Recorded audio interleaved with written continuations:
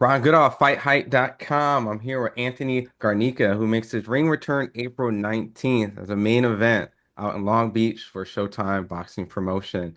Taking on a tough veteran, Placente. He's been in the ring with a lot of world champions, and many people might feel this is a step up. How do you view this fight? I mean, yeah, this is the hardest fight of my career yet, you know? So we treating it like a championship fight, you know? We Mhm. doing everything in our power to get to that fight healthy and strong and just ready to roll. You know, you've been having good performances back to back. Like to maybe label you as a knockout artist at the rate that you've been doing. Like you've been kind of putting everyone to bed, literally like putting them out since I believe the Terry fight. So not really going into full on, predictions, but how do you view your kind of work rate and how your performances have been going over the years? You know, I just been in there going to the fights, just executing my plans, you know, just going in there trying to win the fight. It don't matter how to get the knockout. If it comes, then shit, it's even better. But I just try to go in there and just get my hand raised at the end of the night. Was there like a kind of like a switch that kind of happened throughout the last couple of years? Because you've been pretty consistent with these stoppages. Um, as of recently, I came back with my first ever trainer. You know, Hmm. I started with him since I was 7, so I felt like that played a big factor in my career. You know, he's known me since I was a kid, and he knows my traits as a fighter, and I feel like that's one of the biggest how do you say it? Biggest advantages that I've had so far.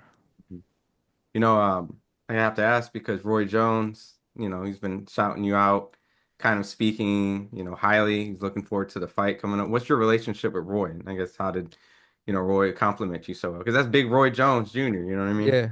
Yeah. To be honest, that was just a shout out, you know, we got from him, and I appreciate the love and support from Roy.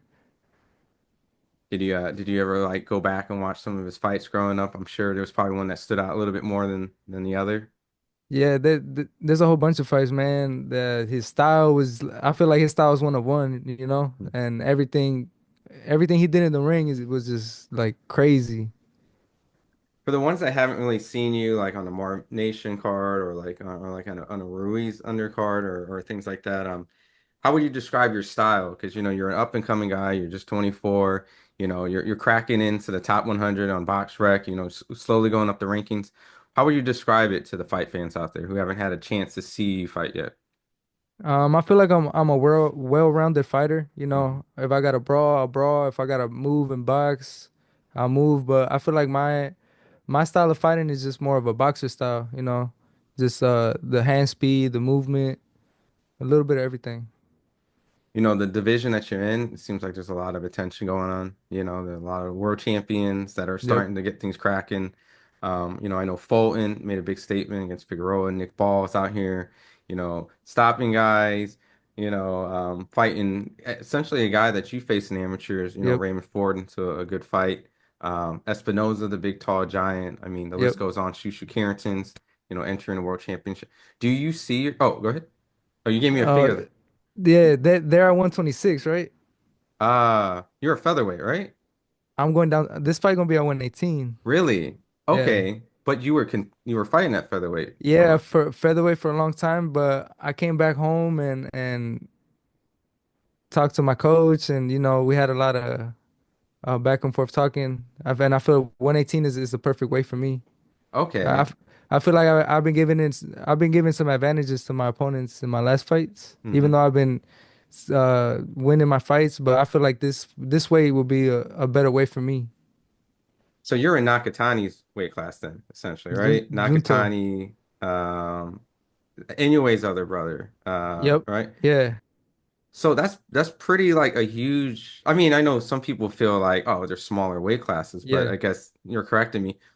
Like that's a huge jump down, I guess, in a sense. Yeah. Like, Yep. so how do you feel like you're going to be able to get that implemented for this fight comfortably and safe? Have you been already kind of walking around at them? So so at first I was a little shaky, Mm-hmm. but I've been feeling stronger than ever, bro. I've been with I have like three more weeks to the fight. Hmm. I'm already like 10 pounds within the weight.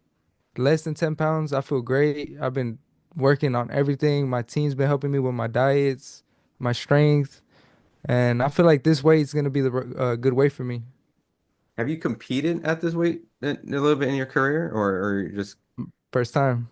that's crazy? Because in my mind, I didn't even know like that was where you're going to be competing at bantamweight. So, Yeah, well, obviously, I'm assuming you're going to be hitting harder, right? You're already hitting yeah, hard at your previous weight. So then I guess I have to ask and correct my last question is like, who do you see yourself facing? Because a lot of the top guys are out in Japan. Do you yep. see yourself having to go over there and fight on like a one of those Fuji cards? Yeah, that'd be cool. That'd be cool to go make a name out there for myself, get Hmm. some fans in Japan. What do you think about? I think many people claim that Nakatani is the best guy in your division. Do you feel that way? And do you see any flaws without giving details that you can crack the code of that guy? I mean, he's a great fighter. He's a champion for a reason. But I feel like if I just train hard and stay locked in, I could be able to do it.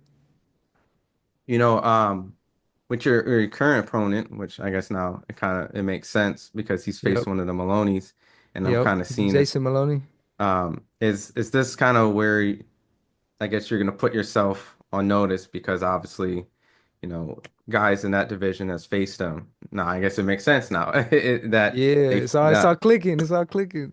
So is that kind of the reason why like you chose him? It's a pretty veteran fight, I guess, and Yeah. for going down, most times people will go down and wait and Hmm. try something maybe safer than a guy like this. Yep. Honestly, we all agreed, me and my team, to come down to 118, and he was one of the first names they offered. Hmm. And I feel like I've always been that type of fighter to not fight whoever, but if they present him, we got to come correct. Hmm. Yeah, I mean, I guess in my mind, I'm thinking you're bringing up a smaller guy, but you're actually going down. Would you say that frame wise, that you've been really small against a lot of your opponents? Like just, Yeah, and that's why I go back to, I feel like I've been given a lot of advantages to my hmm opponents. They've always been a bigger. I've always fought a bigger fighter. I've never fought a fighter that's been my weight. If you go, I think in my box reg it says all the weights, hmm and all my opponents been a little heavier than me, and I felt it. Like they're when we clinch, all that. You feel their strength, but yeah, like you said, I feel like I never had that big body frame. And hmm 118 is gonna be perfect for me. It's good. I mean, because I know people might look at this fight then as like, oh, he's being like a weight bully coming Yeah. down, but Yep. essentially not. So I guess I before I let you go, I wanted to get in depth of some like your amateur background because I know Yeah. that you faced some good competition out there and just looking at when you were facing them, was that kind of the same case? Like when you faced Raymond Ford, were you guys kind of like kids, or was he a little bit bigger than you in kind of that time too? I feel like and you could go I feel like if you go back and watch the videos, like everybody, all those people that I fought, they've always been a little bigger than me. I've never had that big statue, like big form, big. I've always had the like I tell everybody I feel the same like I was in high school. I have that same form built. Yeah, because you faced Keyshawn Davis in the amateurs too. Yep. That's like a Yeah. huge like. And that was like at 132, and he was hella bigger than me too. Hmm. Yeah. Would you learn in a fight back then, knowing hindsight now, right, that he became the silver medalist, the champion? Yep. Did it give you confidence now knowing that some of your peers, Raymond Ford, these guys a little bit bigger than you, or maybe in some case way bigger than you, Yep. became a world champion? How do you look back at those type of fights, and um, how do you, I guess, assess what you were able to do with yourself? You know, I felt like even though I lost those fights, they were good close fights. I've never like lost a fight that was like one-sided. Hmm. So I held my own, and that gave me confidence, being able to hang in there with those guys. Just as a boxing pick, I think Keyshawn's gonna face De Los Santos, the guy that Shakur faced. Oh, Uh, yep. The guy that that Rayo fought, right? yeah, the one that Ryo fought, exactly. The one that Yep. actually Yep. beat Ryo and they went back and Yeah. forth. Yep. The one that I guess many people were upset with Shakur, you know, Yep. I think Keyshawn's going to face him for his first title defense. So, I Yep. mean, what do you think about that as a fight, seeing that you have a little amateur experience with him? I mean, he's a well-rounded fighter, you know. He's a Mhm. good boxer. He knows how to do it all. Brawl, box. He should come out on top. Do you think it's a dangerous fight, or you think it's like a fight that is suited for him? No, I think it's a dangerous fight because De Los Santos been there with some names, you know. He's Mhm. been in there. He's been tested, so and he's hungry, you know. He wants that chip, so it's gonna be a good fight. No, you're a knockout artist yourself, so I guess and I guess he is too. When you face another knockout artist, like what do you do to, I guess, neutralize it? Do you just get to your boxing skills and just make sure that you set it up, or do you kind of test their power a little bit, or test your power to see what they're capable of? Nah, it's just sticking to the game plan and Mhm. just moving, boxing, and just seeing what they got. So my last question is, I know you worked with Roman Chocolatito, you sparred with Yep. him. Um, what was that work like? Like obviously that has to have been like probably one of the best experiences for you to be with a future Hall of Famer like that. Yeah, man, that was one of the best work I've got, bro. Like it was in the ring, outside the ring. He put me on game, and it was just a blessing to share the ring with him.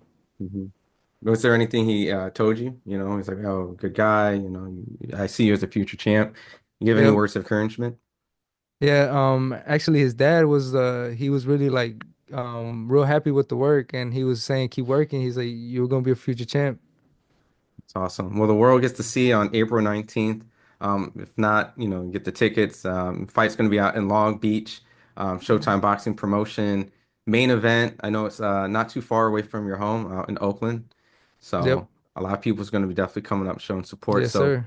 what do you want to tell the fans out there and social media before I let you go? You know, thank you for all the support, and this is just the beginning, man.